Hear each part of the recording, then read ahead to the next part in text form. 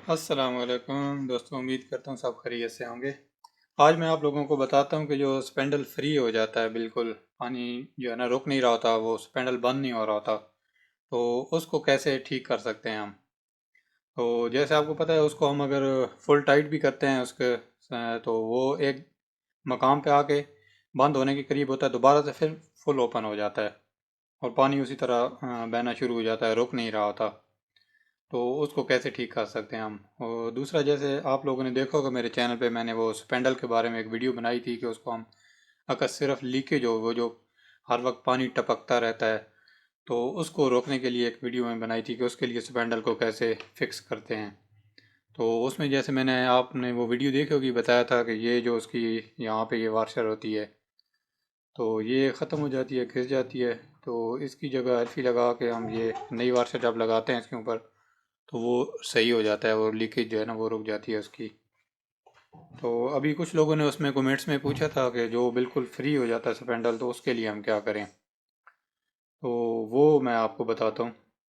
तो ये जो फ्री होता है स्पेंडल, वो किस वजह से होता है, उसकी जो है ना दो दो वजह है मेन।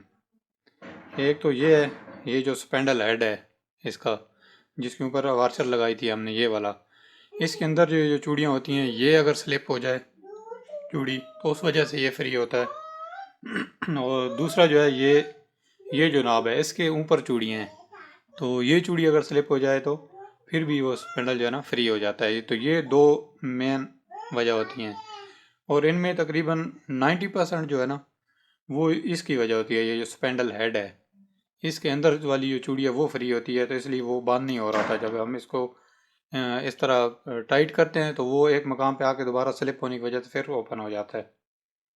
तो इसके लिए जो है ना, आप अगर आपके पास कोई इस तरह का ख़राब पहले वाला स्पेंडल है जिसकी ये चीज़ ठीक है, तो वो आप इसकी जगह चेंज कर सकते हैं, लगा सकते हैं, उससे भी ये मामला ठीक हो जाता है। ठीक है। तो नहीं तो दूसरा जो ऑप्शन होता है, अगर इसकी चूड़ी जो है ना वो स्लिप हो जाए स्पेंडल, तो ये इसको ऊपर से हल्का सा आप किसी चीज़ के साथ जब इस तरह थोड़ा सा अंदर की तरफ प्रेस करेंगे ना, तो ये पूरा एक बाहर आ जाता है। ये देखें, जैसे मेरे पास ये पड़ा है, ये देखें। तो ये इसको अगर इसकी चूड़ी स्लिप हो तो ये भी चेंज कर सकते हैं। तो इसलिए ये जो पुराने स्पेंडल होते हैं या पुराना जो आपके नलका ख़राब हो जाता है, तो उसको इन चीज़ों को फेंकना नहीं चाहिए। इनका कोई ना कोई हिस्सा, कोई ना कोई चीज़ जो है ना दोबारा काम आ जाती है नेक्स्ट जो ख़राब होता है उसमें। तो ये जो है ना स्लिप, चूड़ी स्लिप वाला मसला, वो इस तरह हल हो सकता है कि आप इसका ये हेड जो है, ये किसी और स्पेंडल का वो चेंज कर दें, या ये जो स्क्रू टाइप है इसका पूरा, ये जो है ना इसको चेंज कर दें। ये देखें, इसको अगर हाथ से मैं ज़ोर से प्रेस कर रहा हूँ तो फिर भी ये आगे की तरफ आ रहा है। ये देखें जी, ये आराम से ओपन हो गया। इसके अंदर भी इस तरह यहाँ पे दो ये रबर सील लगी होती हैं। तो ये देखें, यहाँ पे ये दोबारा इसी तरह यहाँ पे लगा के इसको हल्का सा प्रेस करेंगे तो ये वापस सेट हो जाता है अपनी जगह पे। ये देखें। तो ये जो स्पेंडल की वो स्लिप हो जाती है चूड़ी अंदर से, तो इस तरह आप लोग इसको फिक्स कर सकते हैं। और इसके अलावा आप मेरी वो पिछली एक वीडियोस भी देख सकते हैं, जिसमें ये स्पेंडल जो है ना पानी इसका रुक नहीं हो रहा था, लीक कर रहा था, तो उसमें स्पेंडल को कैसे फिक्स करते हैं एक वार्चर लगा के।